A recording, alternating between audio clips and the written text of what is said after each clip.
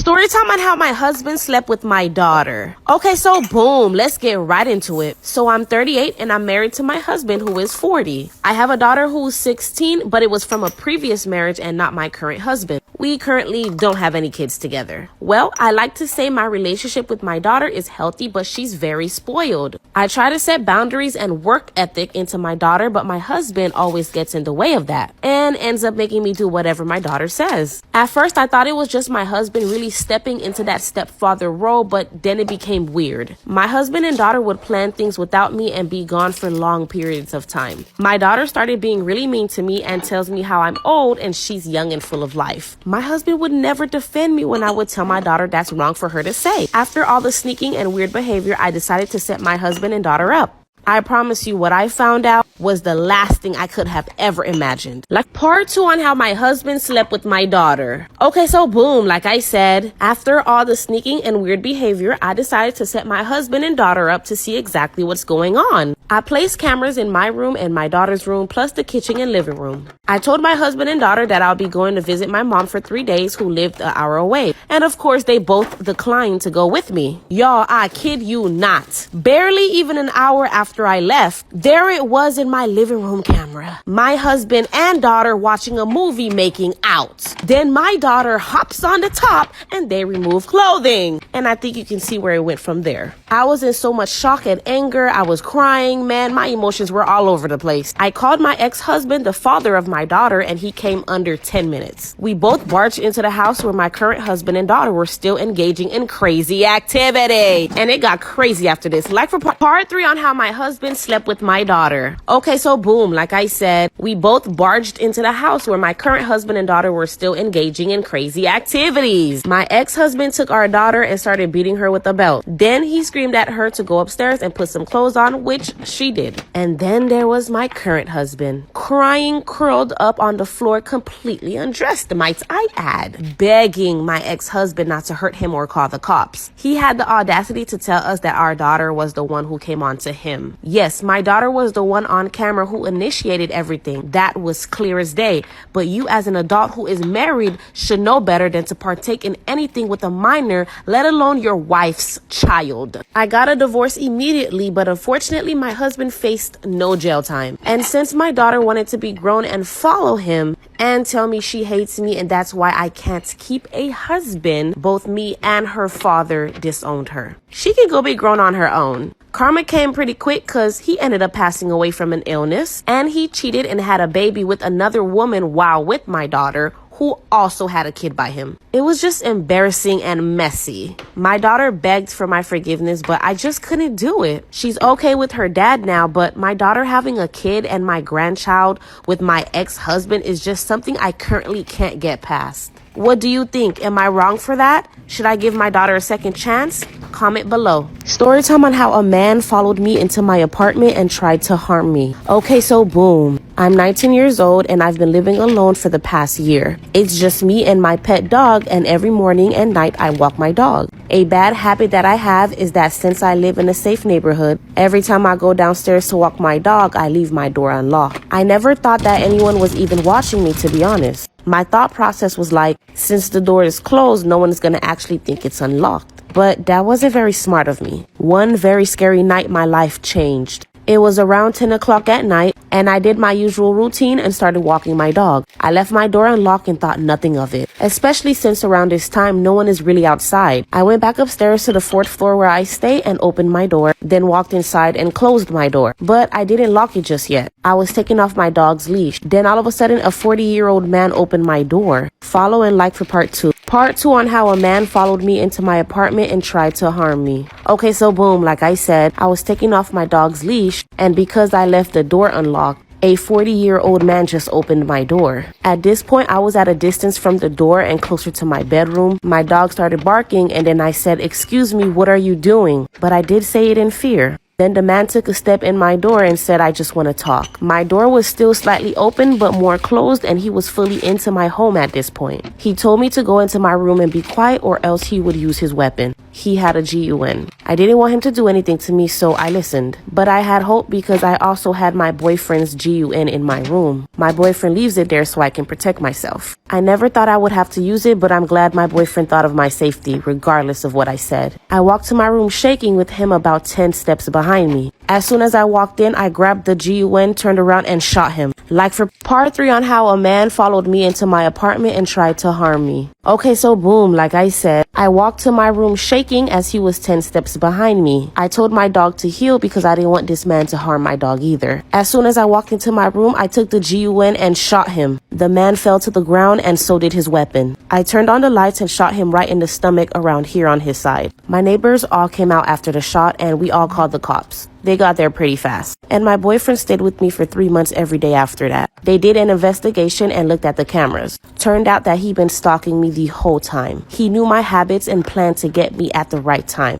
Even if you feel alone, someone can be watching. I'm grateful for my boyfriend for leaving his weapon with me. He has like 3, but leaving one with me saved my life. Who knows what would have happened to me had I not shot this man. The shot missed his abdominal muscle, so he lived, but it's going to be a sad life. Like and follow for part 4 to find out what happened. Part 4 on how a man followed me into my apartment and tried to harm me. Okay, so boom, like I said, he knew all my habits and planned to get me at the right time. You never know who's watching you, even if you feel alone. The shot missed his abdominal muscle, so he lived. But it's going to be a sad life. The doctor said that his injury looks like eventually it would lead to death. And even if it doesn't, he will be very weak and fragile. So he couldn't hurt anyone even if he wanted to. But until then, he will be in jail. So no matter how safe you feel, make sure you are protecting yourself. And don't be like me doing stupid things like leaving your door unlocked. It takes 2 seconds to lock your door, and that could be the difference from life or death. Stay safe, guys, both men and women. Story time on how my sister married our stepdad after our mom passed away. Okay, so boom. My sister and I are like best friends since we're only 1 year apart. We have the same mom and dad, but my mom divorced our dad after catching him cheating on her. About 5 years later, my mom met our stepdad and got married, and we've been a happy family ever since. So me and my sister started off very close, but our relationship became strained when I noticed my sister and stepdad being way too close. I never caught them doing anything, but their relationship was inappropriate. But it always happened behind me and my mom's back. I only seen them sneak off a couple times when they didn't expect me to come out my room while my mom was at work. But it was only very long hugs and kisses on the cheeks that I seen. Unfortunately, my mom got sick and ended up passing away due to an incurable problem. Me and my mom were super close, and all my mom asked our stepdad to do is take care of us alongside our real dad. Little did we know. Like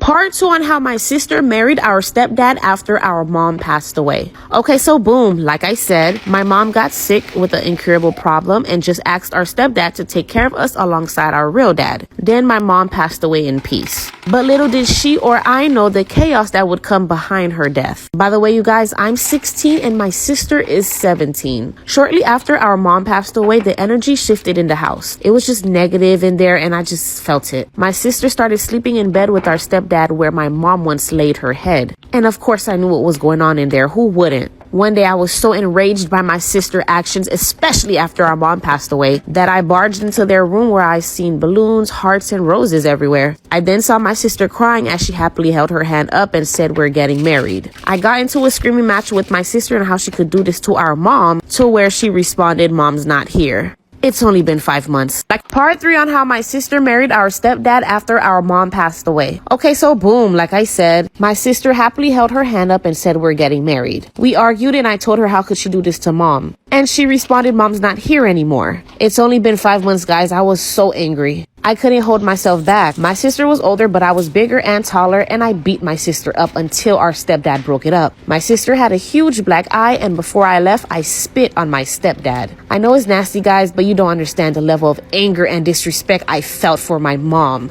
I called my real dad, and once I explained everything to him, he went inside and grabbed my sister away from our stepdad. The dads went to war, but my real dad ended up winning.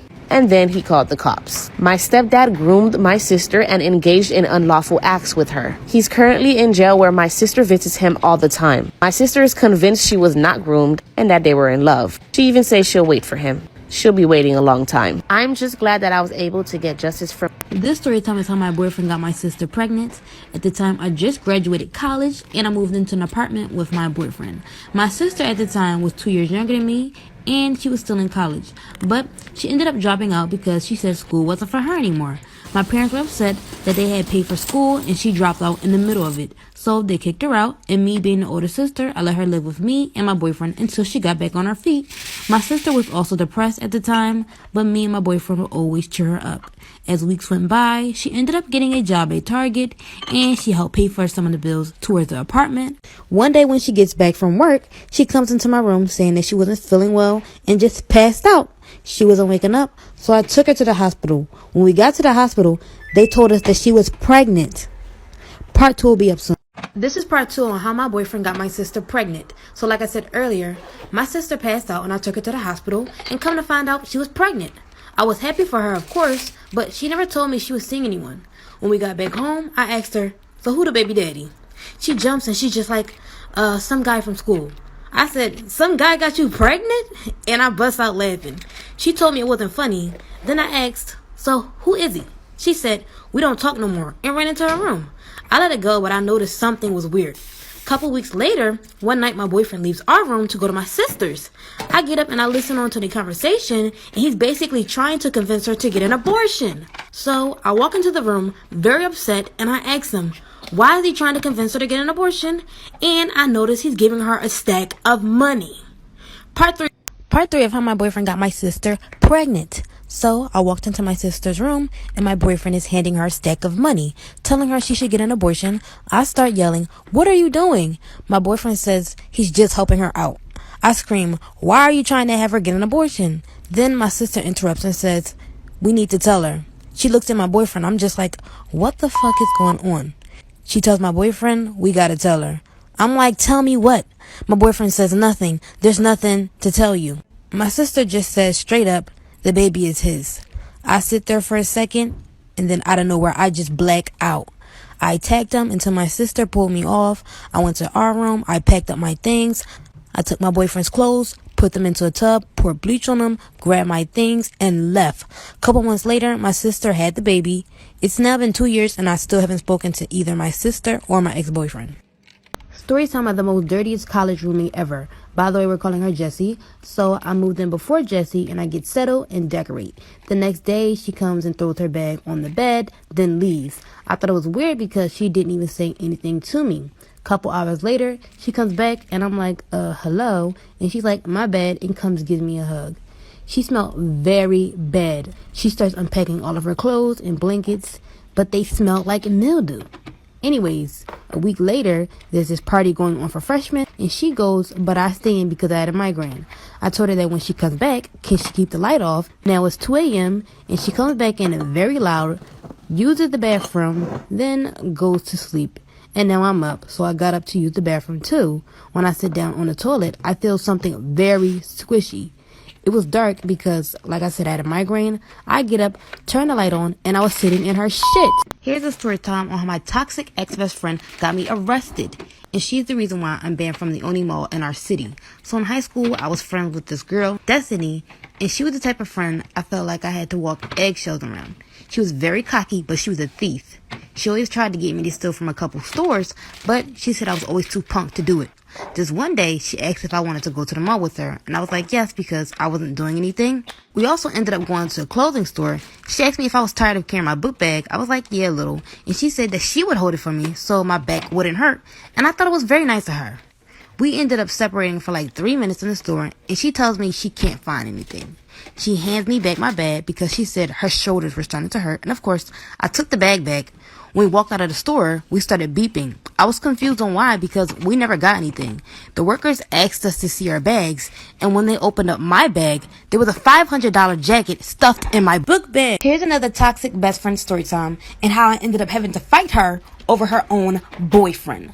So we're calling her Regina, and at the time we just graduated college, and that's where she met her boyfriend Kyle. They were together for a couple months, but I never met him, and as the story goes on, you'll find out why. 5 months into their relationship, Valentine's Day is coming up, and I wanted to do a double date. The 14th comes, and she canceled on me last minute, and she literally said, word for word, that she doesn't need her boyfriend being tempted to try to cheat on her on Valentine's Day. I didn't like that because she was implying that I would be the reason why he cheated. Anyways, a couple months later, I planned for us to do another double date for 4th of July. So we went to the beach, and of course, we wore bathing suits. I wore a 2-piece and she wore a 1-piece with a skirt. When we get to the beach, I start to get undressed. She pulls me aside saying, "Why are you wearing that in front of my boyfriend? You look like a whore." Like for Here's part 2 of how I ended up having to fight my toxic best friend over her own boyfriend. So, like I said before, we go to the beach, we start getting undressed, and my friend Regina pulls me aside saying, "Why would you wear that in front of my boyfriend? You look like a whore." I get mad at her and tell her that we're at a freaking beach. What else do you expect me to wear? She starts talking about how I'm always trying to show off in front of guys that she brings around. And I tell her, my date is here also. Why would I do that in front of him or you? She tells me that I'm thirsty and that I'm looking for attention. I laugh because I'm like, she gotta be joking. Then out of nowhere, she takes my towel, throws it at me very hard as though she wanted to hurt me and says, "Put your clothes back on, you." And guys, I crazy on this girl. Just know that at the end of the fight, she had a mouthful of sand in her mouth. And of course, the guys pulled us apart. She ended up packing all her things to go with her boyfriend, and I stayed at the beach and chilled all day. Am I the asshole for punching my sister at a family barbecue? No, because 9 times out of 10, she probably deserved it. But we gonna find out. Trigger warning, child loss. Oh, well, you probably really not the asshole then. I'ma read it. I, 32 female, have a sister, 26 female, and we've never gotten along. Even when we were kids, we would fight like cats and dogs on the best of days. My sister is a spoiled, entitled brat, and she's always been this way because my parents have always given her everything she's ever asked for. She's never had to work for anything, nor was she expected to follow the same rules as I was when we were growing up. My mother almost died giving birth to her, and because of this, she's been their miracle child. I've been in therapy for years working through the resentment I had for her, and I've come a long way. I even tried to reach out to her through calls and texts to try and repair our relationship several times, but all of the attempts have been ignored. A couple of important things to know before I get into the story. My husband and I had our first child almost 3 years ago, after 5 years of trying and 3 miscarriages. He's my parents' first grandchild. He's the light of our lives, and my parents adore him and spoil him rotten, while still respecting our boundaries, though. Also important to know that our son is nonverbal autistic. My sister and brother-in-law have never met my son. My sister and brother-in-law, 26 male, have no children. My brother-in-law is in the Navy, and they've been moved all over the country. During the pandemic, they were stationed in Hawaii and therefore unable to travel for the full 4 years they were stationed there. I have a great relationship with my brother-in-law. I'm a lot closer to him than I am to my own sister. My husband and I live in the same city as my parents and most of our family. They live a short drive away. Now, on to the story. My sister and brother-in-law recently got new orders from the Navy that they were going to be stationed back on the mainland, though it's still across the country from where our family lives. They decided to come home to visit before they relocated since they hadn't seen the family in such a long time. My parents decided to throw a big family cookout so all the family could come together and get to see them before they moved across the country again. I didn't really want to go, but I knew it was important to my parents, so I decided to go anyways. My husband had to work, so I took my son and I went to the party. Our whole extended family was there, as well as my brother-in-law's immediate family. Everything was going great for the first hour that we were there, but things started to go downhill when my sister came in drinking a Red Bull. She set it down on the coffee table in the living room without even thinking about it. My dad saw this and mentioned that she might want to move her drink because there were small children running around and it could get knocked over. She said that she would, but never did. A little bit later, my son came running in and saw the shiny can on the table and reached for it. He did end up dumping the whole can on the floor. My sister was pissed that her drink had been wasted. She looked at me and said that I should clean up after my kid. But I replied, "Dad told you it would get knocked over. You should have moved it." My dad made my sister clean up the mess, which pissed her off even more. Your sister is jealous. I am 100% sure that's where this is going to end up going. She's going to say something about the first grandchild, and you going to knock her in her motherfucking face. You going to just shut it the fuck down because she's no longer the golden child. She's not the one being doted on. I already see where this is going. After that, she kept making quiet derogatory comments about my son to other family members, thinking that I couldn't hear her. I let the first few go, but after she called my son the R word to one of our cousins, I'd had enough. Beat her the fuck up. I confronted her and I told her that if she had something to say about me or my son, she could man up and say it to my face. She did get in my face and she began screaming and cussing at me, saying that she wasn't surprised that my child turned out special and that it was a good thing my first 3 kids passed away because I would have screwed them up too. Oh, hell no. See, I did not see that coming, but no, you were not the asshole because I would have dog walked that bitch. I would have turned her every which way but loose. Hell no, you were not the asshole at all. That is an absolutely disgusting thing to say to someone. I completely lost my shit. I don't think she was expecting me to retaliate because I punched her right in the face and she went down hard. I'm not a violent person at all, but I do have limits and I'm fiercely protective of my son. My dad and 2 of my cousins stepped in and broke us up. My mom drugged my sister to another room and began screaming at her for saying such horrible things about my son. I went outside with my cousins to cool off, and while talking to them, my brother-in-law came out to apologize on behalf of my sister. He shouldn't have to, but it's very sweet that he did. I told him that I appreciated it, but I didn't want an apology from him, only one from my sister. He mentioned that he thought my sister might be jealous of my son because he's the only grandchild, and now there's been a shift in the dynamic between her and my parents. See, brother-in-law and I, we are here because the same fucking thing that I said.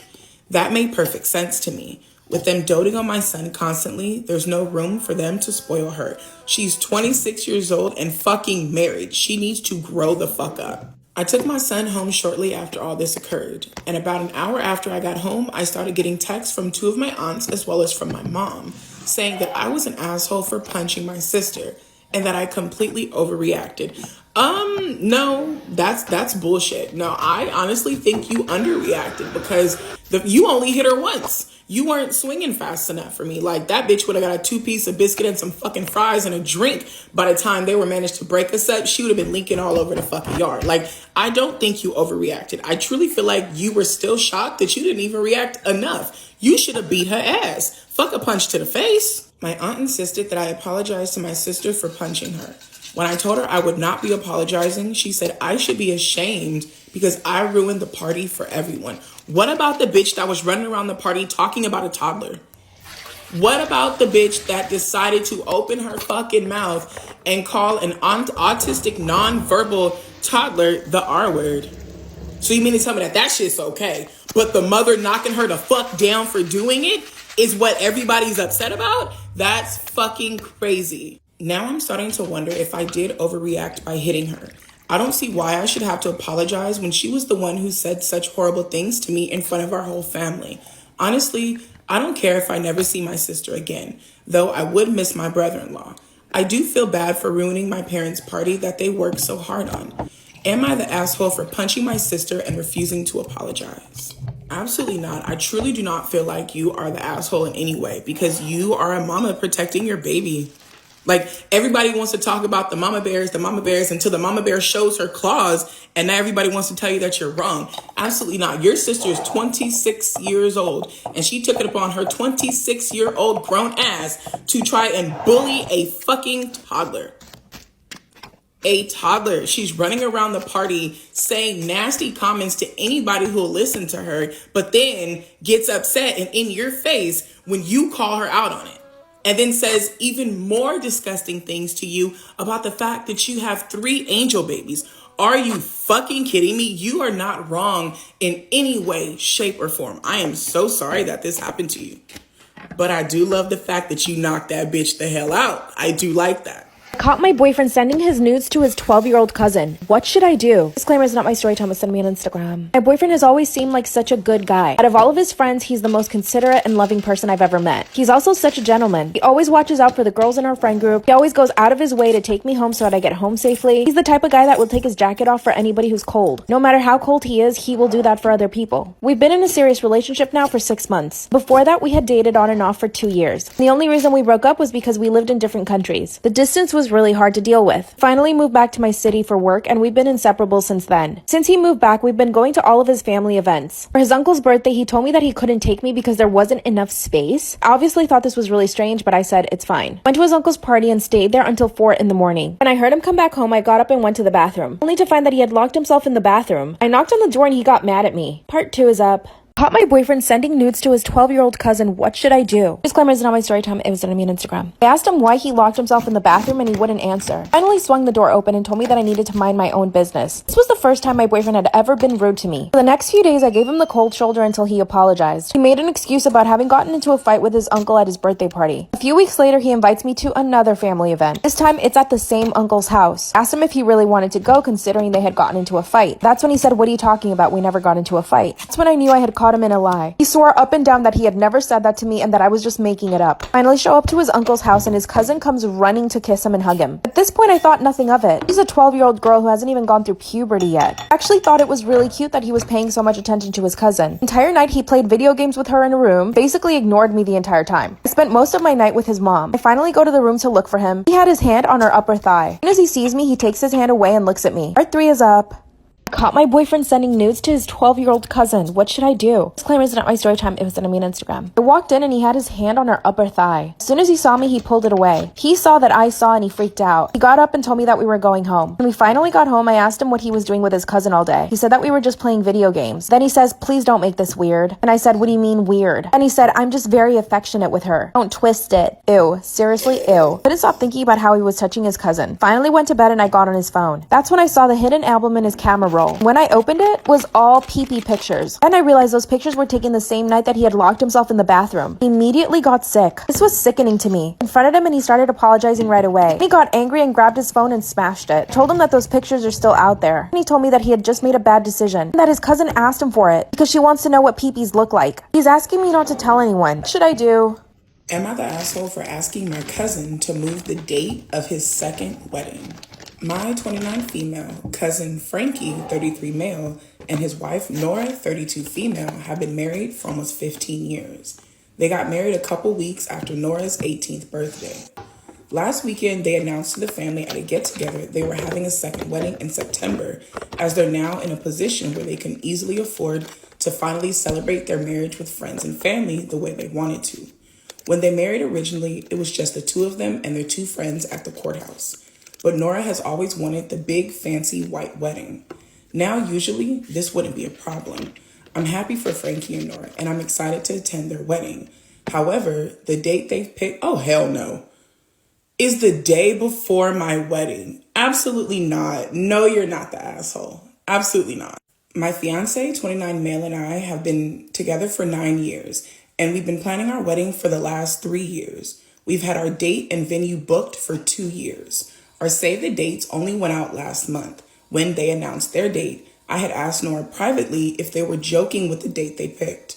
Nora looked at me really confused until I pointed out they were having their second wedding the day before my wedding.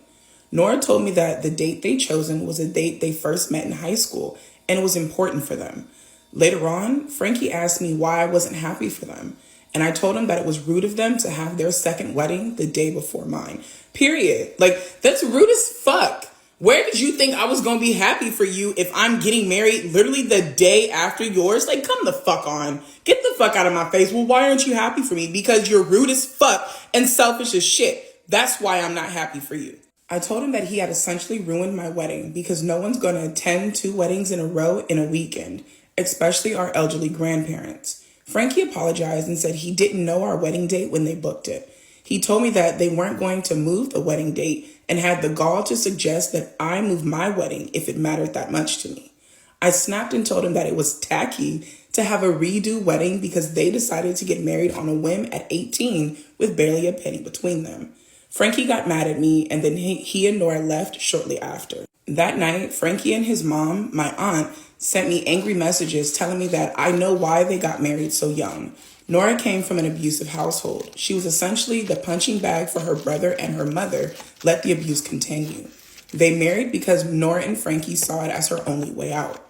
My aunt and Frankie have since told other family members who are mostly mad that I suggested Frankie move his second wedding. Some think that given he's already married, that he should be the one to move it.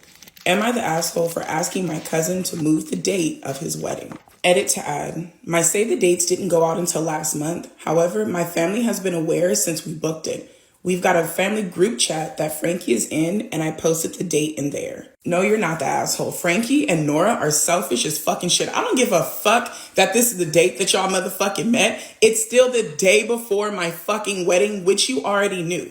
You already fucking knew. These people are fucking, they're trash. They're fucking trash. Honestly, if I were you, I would straight up and act like they didn't tell me shit.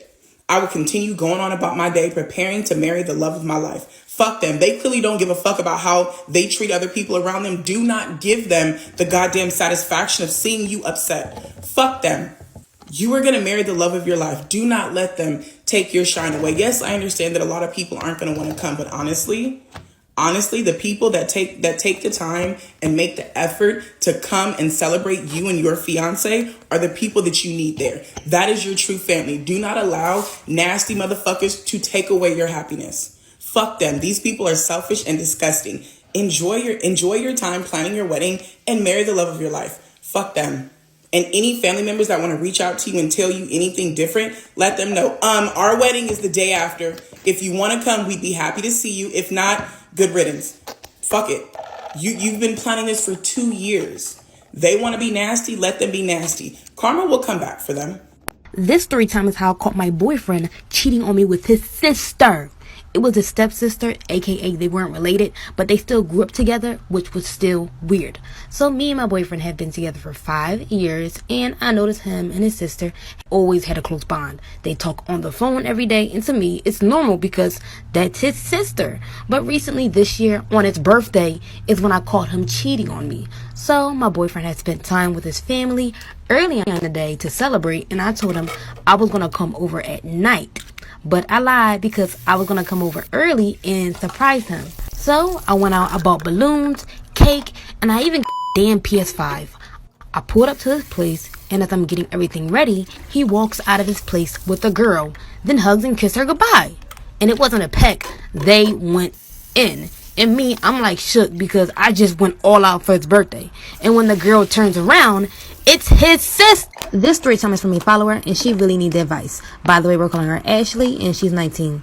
And also, please, no one judge her. So, Ashley is a pole dancer. She does OnlyFans, and she has a 72-year-old sugar daddy that pays all of her bills. And Ashley also has a boyfriend, but he knows the work that she does. Well, recently, Ashley wanted to get out of that type of work and go to school for nursing.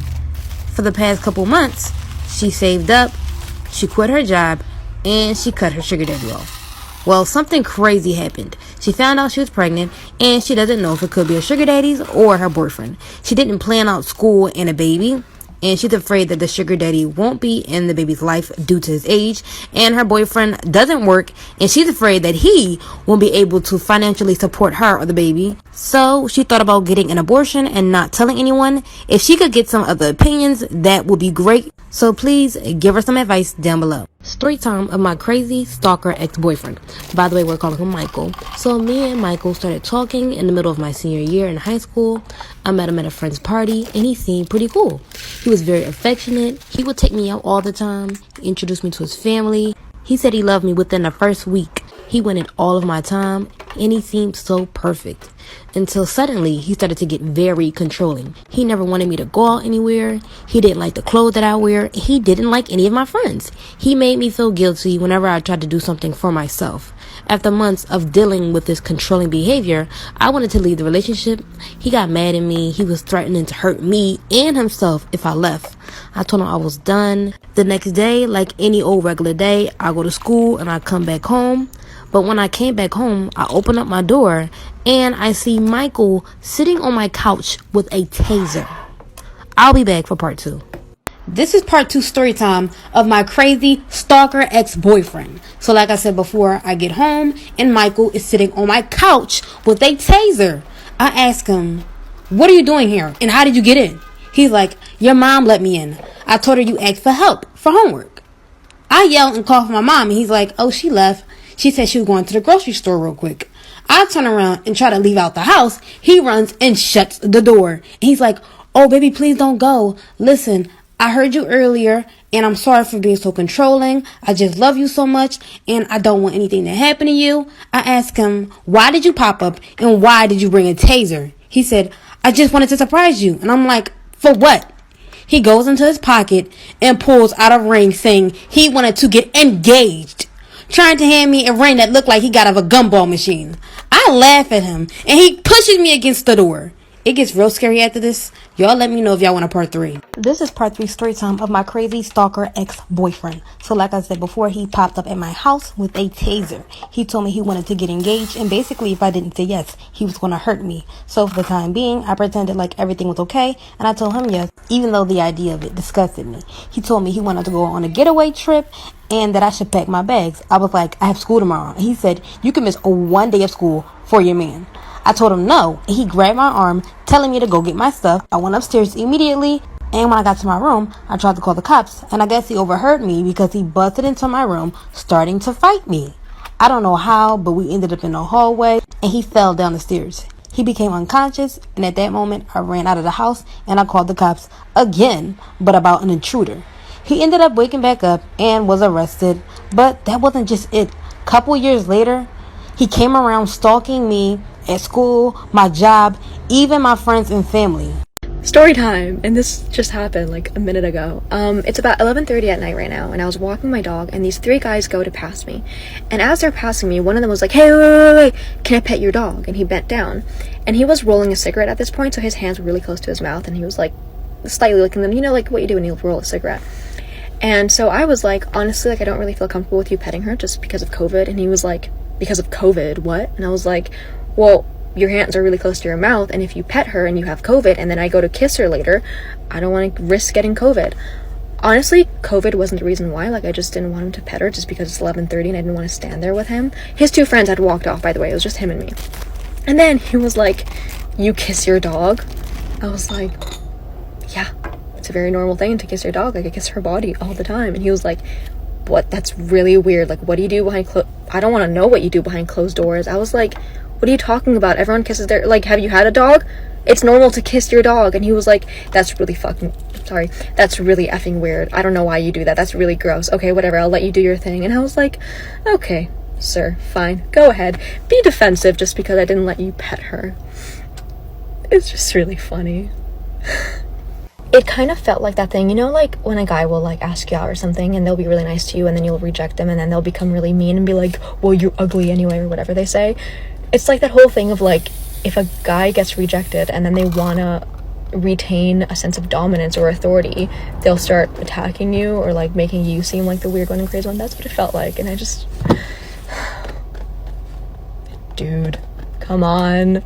Story time, and this is Leo's story. When Leo was 10 years old, she got out of school and she started to walk home to her grandma's house. But while she was walking, she felt like a man was following her.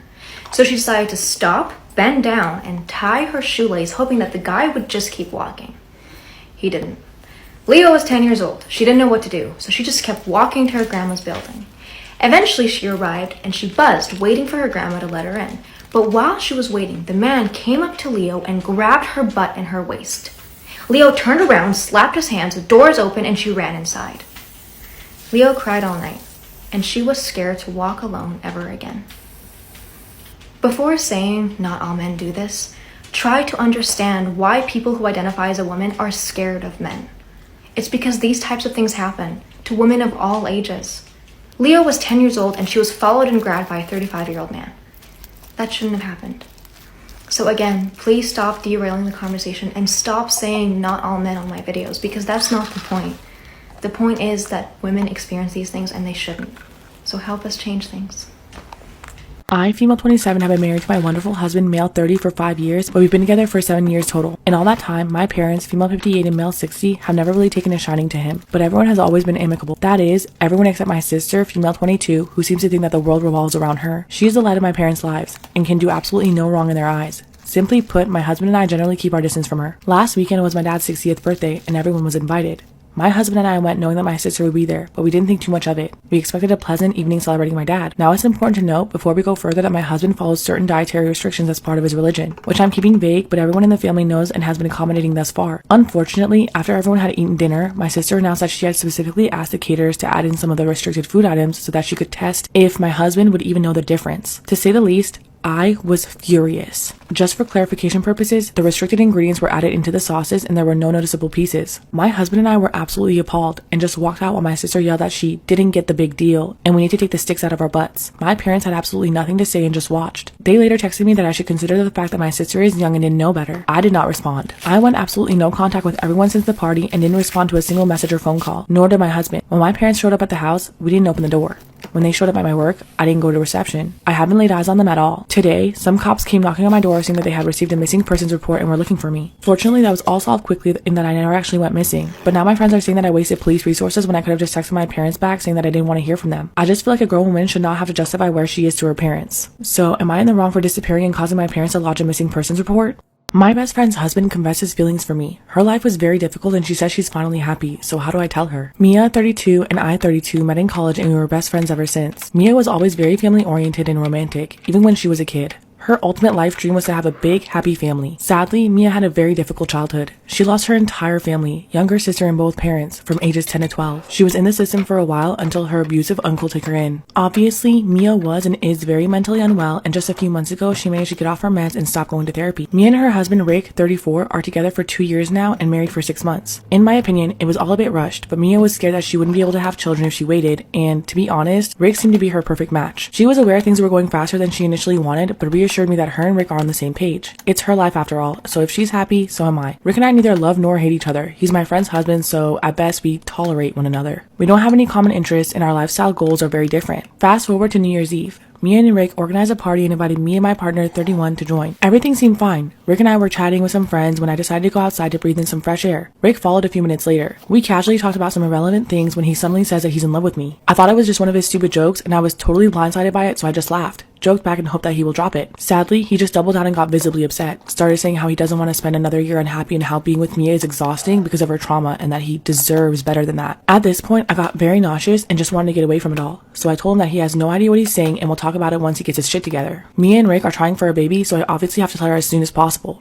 The thing is, I have no idea how to do that. How do you approach a person to tell her the best part of her life is a lie? How do you address something like this with the person who spent the vast majority of her life on antidepressants and being suicidal? I don't even know if she'll believe me. I also don't want to lose her as a friend, but I can't watch her be all happy and giddy about him when I know that he doesn't even fucking respect her. There are times I think just to ignore it all and never mention it, but I know that this isn't right.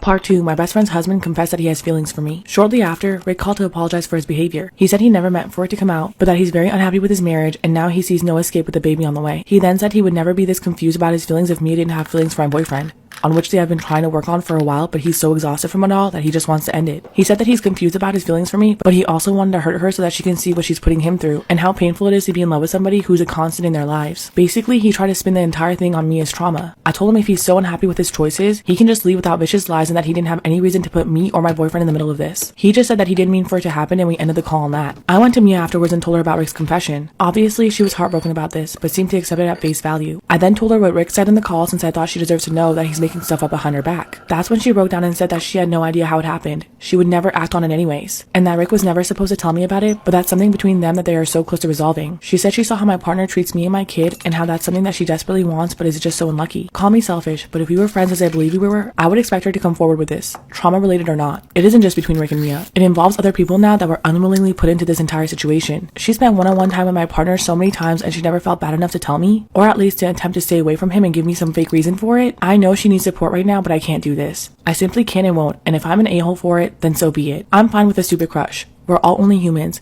and especially with her history, I would 100% understand to help her out if she came to me about it. Lying and the betrayal that went on for years, on the other hand, I simply cannot forgive that easily, especially after everything we've been through and the things that she knows that I've been through. I told her that I need some space. She tried to call me after I left, but I'm too tired to talk to her at all, and I can't see myself doing so anytime soon.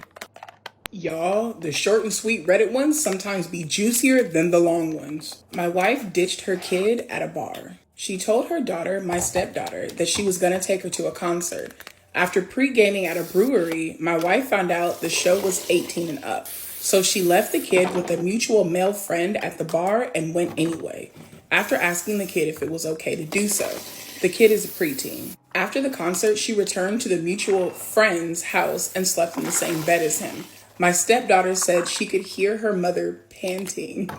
We're currently sleeping in separate bedrooms and moving forward with divorce because my wife would rather be out drinking and I assume drugging than be home with her family. But god damn it, that's fucked up and just insanely trashy. This lady is just all around fucked up because why are you pre-gaming before you go to a concert with your preteen child? That means she's no older than 12. Why are you pre-gaming before you go with your fucking child? And then leave your preteen daughter with somebody else and just go to this concert anyway? Oh, hell no. So I came to the comment section because I wanted to see if OP had added anything to the story. And someone had asked him, checked in. How are you doing? How's the daughter doing? How are things going? And OP responded and says, I've got support. I'm sick to my stomach and I have been since yesterday, but I'll survive. I slept on it and this morning asked the kid if she was telling the truth. She said that she absolutely was, and then without prompting, started mimicking the noises she heard my wife making. It was definitely the last noise a spouse or even one sleeping in a separate bedroom wants to hear the wife making without them, especially with the so-called friend. So we all know what happened. We all know that mom wasn't in there just panting. The things was going down. I convinced my daughter that fairies were real, and now she won't speak to me. To get Grace pumped about the big move, I told her that our new home was going to be inhabited by fairies. So we were relocating to an island north of Scotland, and she wasn't exactly thrilled about it. Dublin only served as a painful reminder of her mother, and I needed a change of scenery. And the promise of fairies made her face light up. Historically, those creatures played a huge role in Islanders' belief system, so I assumed Horace leaned into this for the publicity. Think Loch Ness Monster. The Fae Folk Community Advisor sounded like a made-up title. After we settled in, Grace spent her days fairy spotting, which included wandering the coast and exploring various enchanted caves. And seeing her thrive meant I didn't even mind the locals, who seemed a bit off. It felt like wherever we went, they would constantly smile at us. It seemed odd given the permanent cold shoulder we'd received since arriving. Then as my daughter and I sat down to eat dinner one evening, a knock came at the door. It was Grace. Another Grace, almost identical to her, except the hair, which stuck out in a way that was almost feral. I stood there mystified, and Grace asked who the girl was. They looked and sounded the same, and she claimed that her name was Grace as well, and she was here from Ireland, and that her mommy had died in a car crash. Go to the next part because this is about to get a little bit crazy. Part 2, to convincing my daughters that fairies were real, and now she won't speak to me.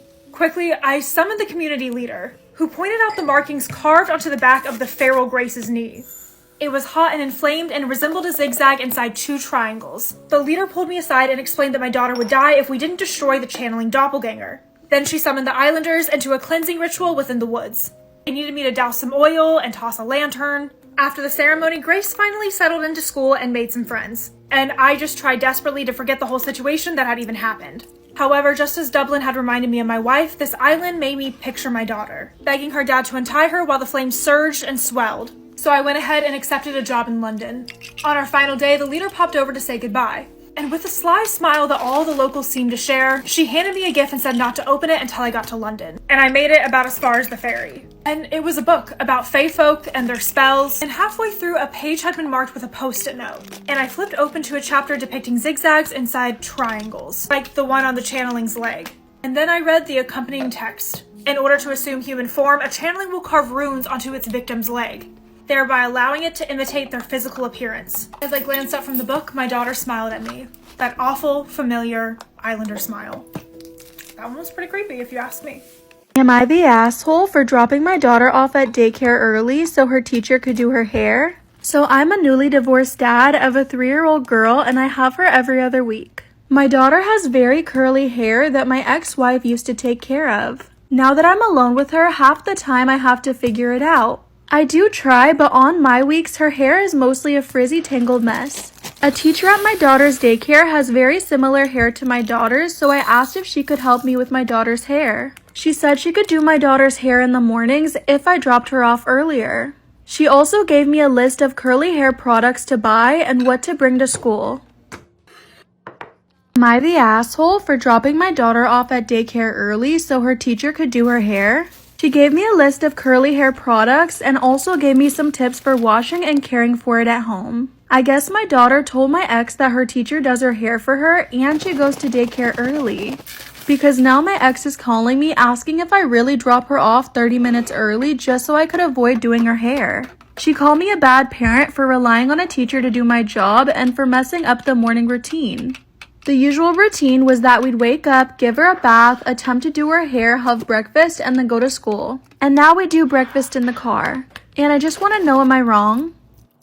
Am I the asshole for missing an actual emergency because I turned my phone off to avoid my wife? My best friend 31 male and I 27 male have a tradition of taking a yearly weekend trip together that's phone free. We explore the city and stay in a suite so we're not completely disconnected. This was the first trip since my wife and I moved in together, got engaged, or got married. But we were dating for the last 2 years worth of trips and she seemed fine with it. I know it's different when you're married, but I just didn't expect the 180 in behavior. My wife demanded I take my phone in case she needed to get a hold of me, even though my friend was gonna have his phone and she had his number.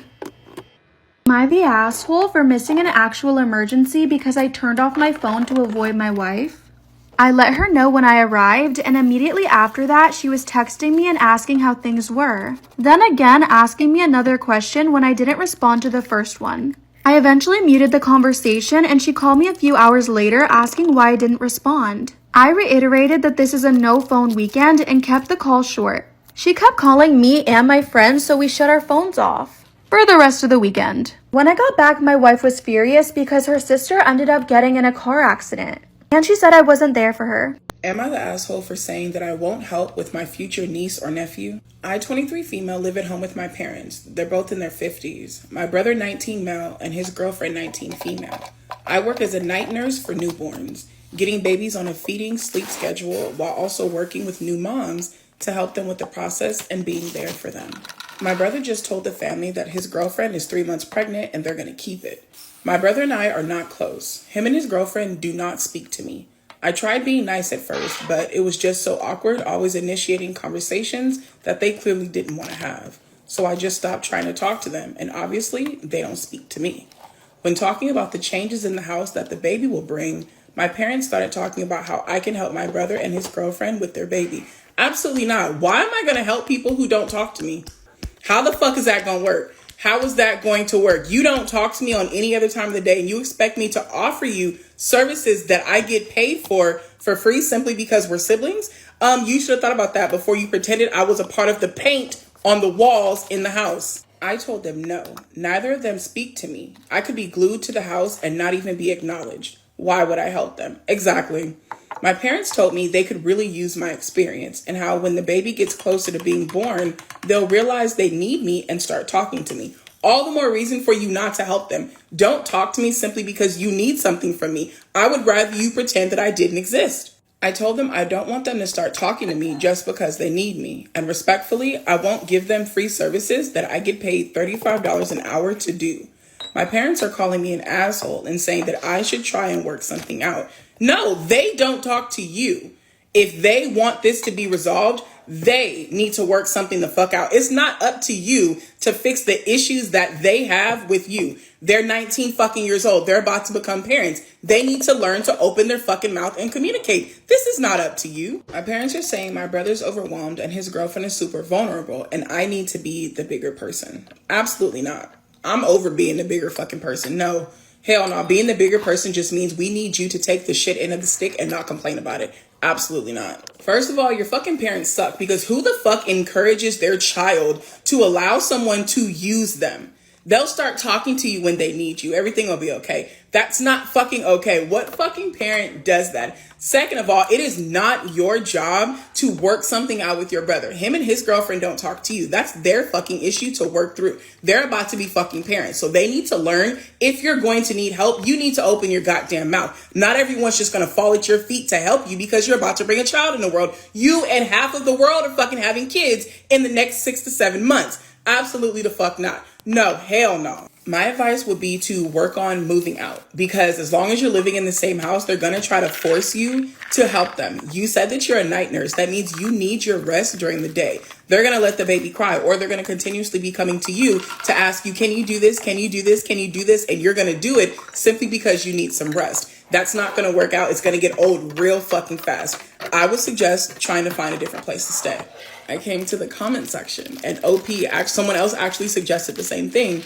OP says that she's in the process of that. She just hasn't figured out if she's moving states yet, and a couple of other issues that have to be settled before she moves out. But this will probably make her speed up the process and her decision. So it seems like OP is ready. She's about to throw up the deuces and be gone, because y'all not about to force her to do some shit for free that she gets paid to do on a daily fucking basis. She's not here for that, and I love it. Girl, boundaries. I fucking love it. Am I wrong for expecting my girlfriend to pay for her stay at my family's cabin?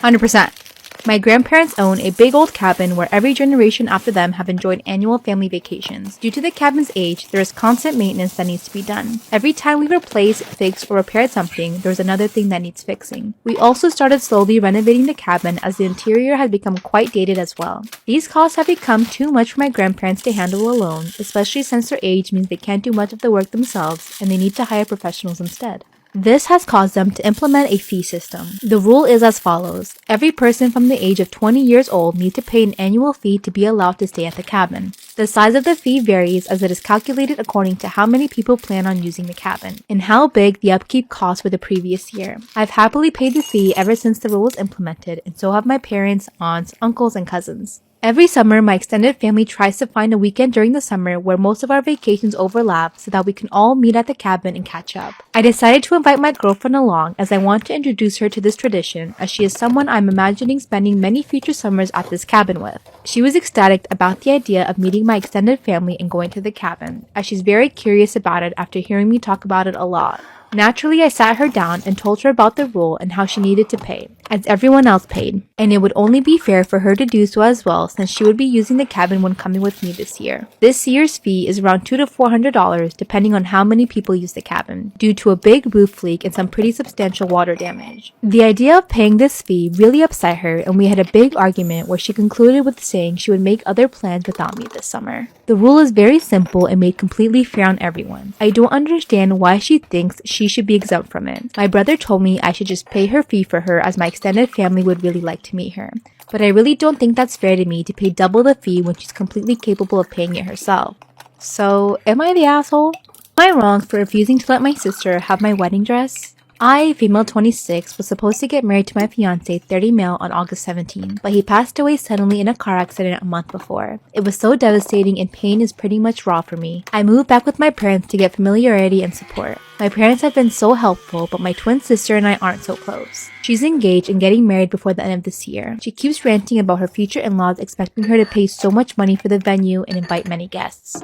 She said her fiancé can't afford much, and last week she and my mom asked if she could have my wedding dress to wear at her wedding. I was shocked by her request, but didn't react intensely. I just politely declined. Why would you want to wear your sister's wedding dress? I explained to them how this dress has personal attachment and value after they said that the wedding didn't happen anyway, and I didn't get to make memories in it, which was hard to hear. An argument ensued, and my sister called me selfish and unsupportive, and my mom sided with her and said I was wrong and that this dress will only stay hanging in the closet if I don't do something with it, since my fiancé isn't coming back, and I refuse to move on even though it hasn't been that long. Dad is on my side, but I started feeling like maybe I'm not being helpful seeing my sister struggling and needing help. Mom said this might make or break our relationship for the years to come, especially when I don't have many people around me after this loss. Am I the asshole for refusing to let her have it? By the way, the dress cost me $2,200 that I'd save up on my own. They claim I'm refusing because of its price and even went as far as to say that I must be planning on selling it or expect them to pay for it. Live within your means. Why are you having a wedding that you cannot afford? Go to Macy's, homegirl. Go to Shein, go online, go to Fashion Nova, get a wedding dress you can afford. That is not her problem. I never understand people like this. Storytime about how I crashed my ex's wedding and managed to break them up a month later. I'm definitely toxic and vindictive. So when my boyfriend broke up with me, I knew what I had to do. He and I dated for 9 months, and you could say that I was a little overbearing. If you guys saw what this man looked like, maybe you'd understand. He's the type of guy that all the girls want to get with. Not only is he super handsome, but he's also very successful. And he's a great guy. Comes from a great family and he's really close to them. I, on the other hand, grew up in the foster system, so having a family was always my biggest dream. And when I met his family, they took me in right away. His mom and I essentially became best friends. His dad would take me out to dinners and lunch, and they basically adopted me as their daughter. Here's when things started going wrong. I was extremely jealous and I basically didn't let him do anything. Every time he wanted to go out with his friends, I would start a fight. Anytime he would bring up a female friend from the past, I would simply threaten to break up with him. Trust me, I recognized that what I was doing was wrong, but part of me just couldn't control myself. I was willing to do anything to make him stay with me. Eventually, he got really sick of me, started mentioning that he wanted to take a break. So that's when I told him that I was pregnant. Was I pregnant? Absolutely not. Part 2 is up.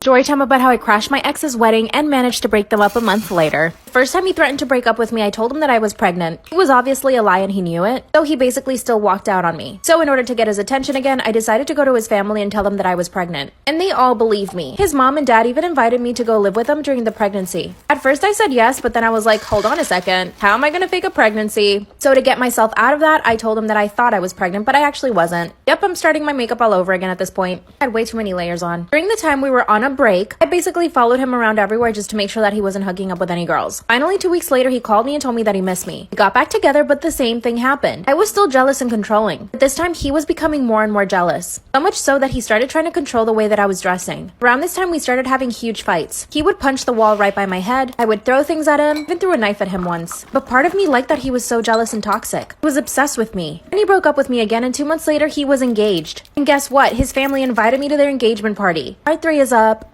Storytime about how I crashed my ex's wedding and managed to break them up a month later. That's when I get the invitation for his engagement party. At this point, it seems that my ex's parents thought we separated on good terms. So of course, I showed up to that engagement party. As soon as my ex saw me, he came straight to me and told me to leave. And I told him that I was welcome because his parents had invited me. He gave me a whole speech about how we were over and I needed to accept it. But of course, not one single part of me was willing to accept that. Then he called me an Uber, so I actually did end up leaving. When the wedding comes around, I was the first guest to show up. As soon as his parents saw me, they welcomed me. So I went and sat down at the parents' table. When my ex came out, he nearly fell over. Mind you, this is the first time I'm meeting his wife. I went up to her and told her that I was an ex of his. That's when she looked at me and said, "When did you guys date?" I said, "We dated for 9 months. And then she says that they had been dating at the same time. So then a whole bunch of drama goes down. She goes to him and starts slapping him. He starts to cry. And then his parents asked me to leave. So I did. The next month, I followed her everywhere. Finally told me to leave her alone and that they had already gotten a divorce. So my plan worked. Now I'm trying to figure out how to get back with my ex. What should I do?